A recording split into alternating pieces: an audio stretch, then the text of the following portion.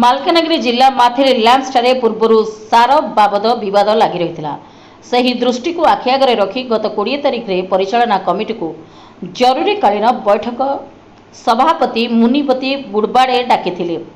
ଏହି ବୈଠକରେ ଲ୍ୟାମ୍ପସର ଡାଇରେକ୍ଟର ଉପସ୍ଥିତ ହୋଇ ଏକ ଆଲୋଚନା କରି ପୂର୍ବତନ ଏମ୍ଡି ଶାନ୍ତସିନୀ ପରିଡ଼ା ଜଣେ ଲେଡିଜ୍ ହୋଇଥିବା ଯୋଗୁଁ ଠିକ୍ ରୂପେ କାର୍ଯ୍ୟ ତୁଲାଇ ପାରୁନଥିଲେ, ତେଣୁ ସମସ୍ତ ମେମ୍ବର ପୂର୍ବତନ ଏମ୍ଡିଙ୍କୁ ଦାୟିତ୍ୱରୁ ଓହରି ଯିବାକୁ ନିର୍ଦ୍ଦେଶ ଦେଇଥିଲେ।